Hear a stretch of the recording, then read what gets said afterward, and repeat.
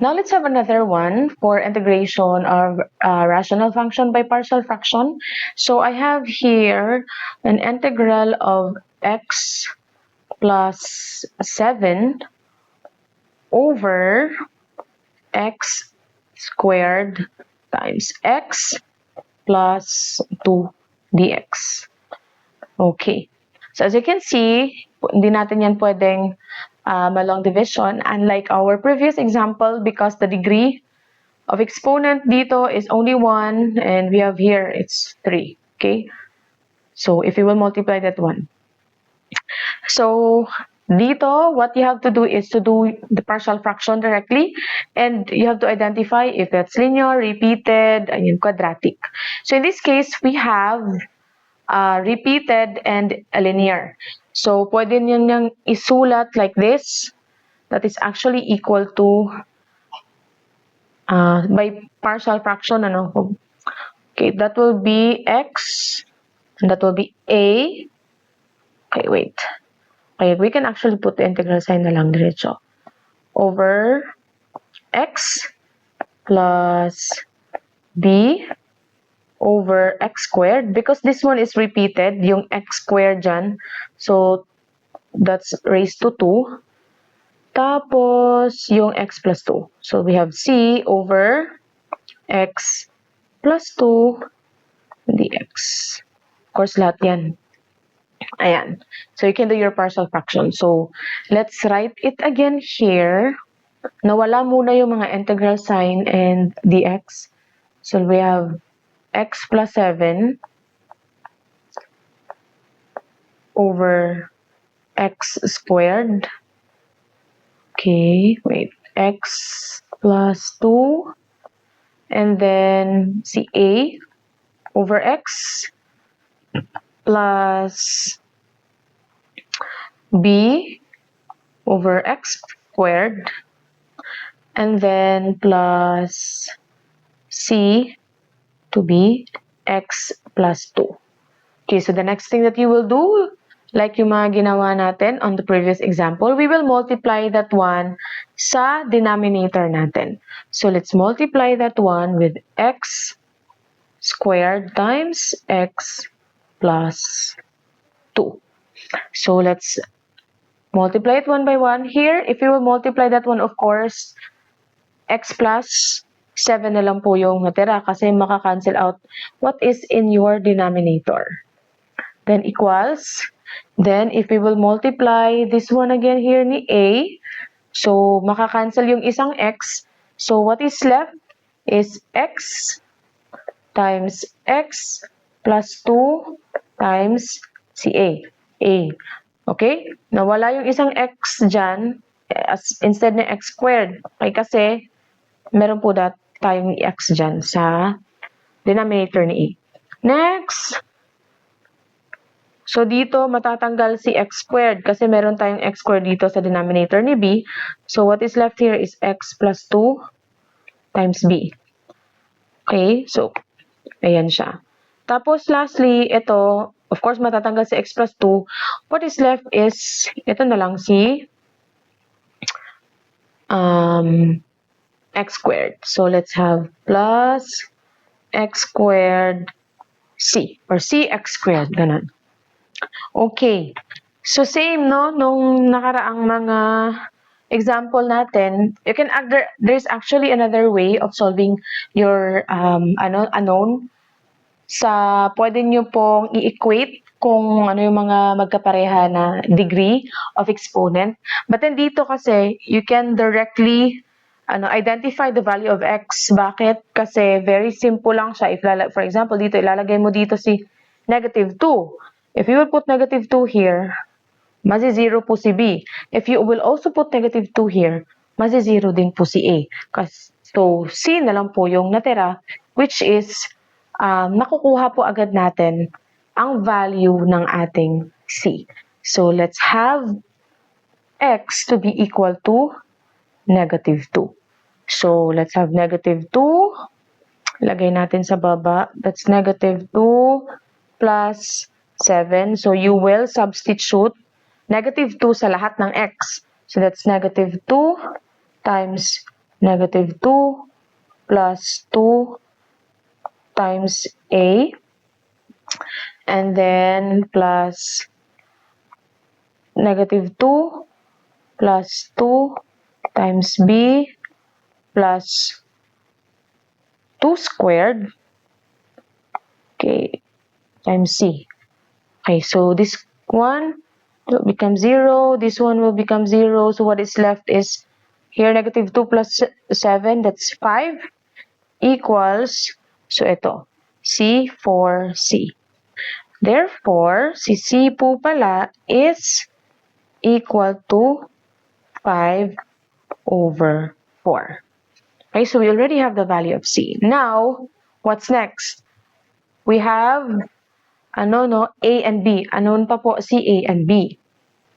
Now, next is let's think of a number na maging 0 din yung isa, na value. So, dito, if you will evaluate, if we will put x to be equal to 0, magiging 0 si A, right? Okay.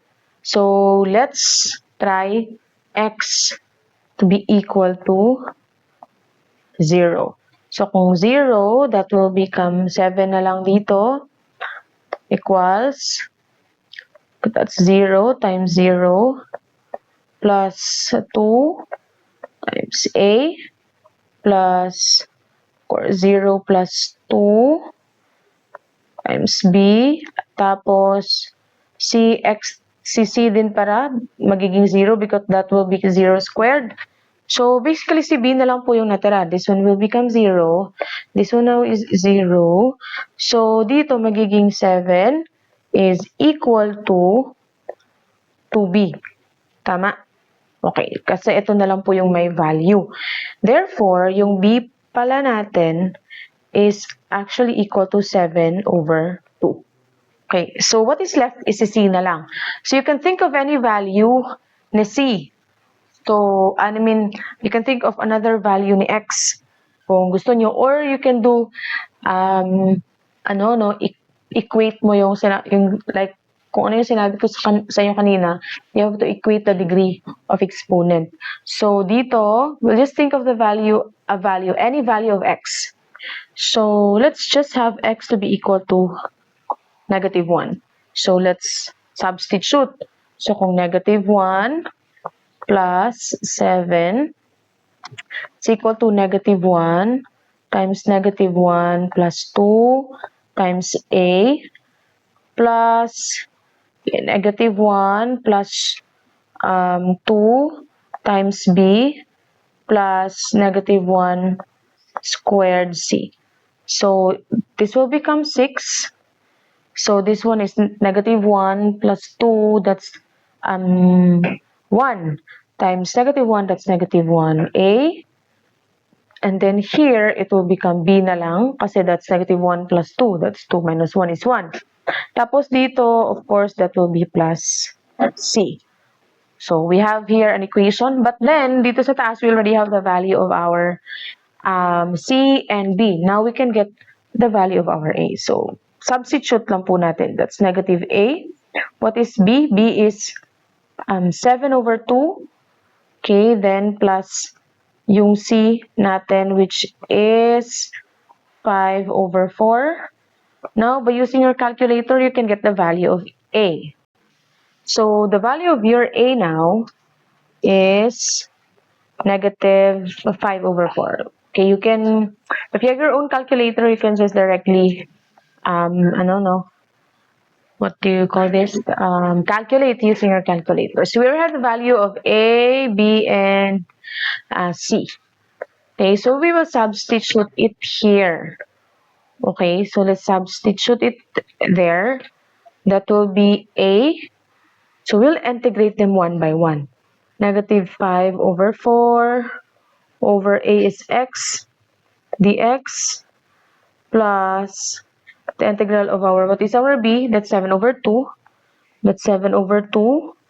And that is X squared dx.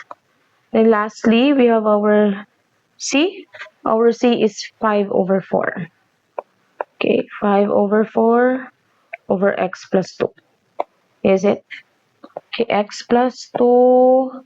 Okay, dx. So again, because these are constant, you can just write it outside your integral sign. And this one here is dx over x, so that is ln. So this one is now 5 over 4 ln of x. Okay. And the second one, that's x squared. So you have to apply the general power formula. The x squared here, you put it in your denominator and apply the general power formula. So that will become now plus, that will be x, because that will become x negative 2. Okay, let's apply the general power formula. So that, okay, that will become 7 over 2. That will become x negative 2. So plus 1. And this one also will be negative 2 plus 1. So that will become negative 1. So this will become negative. Okay. So this will become negative 7, okay, over 2. Tapos, because this one will become x raised to negative 1, because it's negative 1, you have to put it in the denominator. So let's rewrite this one. This is now 7 over 2x. So that's negative 7 over 2x. Now this case, this is just, you just have to take this one as your u. So that's your u is x plus 2. Automatic, your du is your dx. So that will become du over u, okay, or ln. So this was now plus 5 over 4. Okay, that is ln of x plus 2. Okay, plus c. So we have now your final answer for this problem.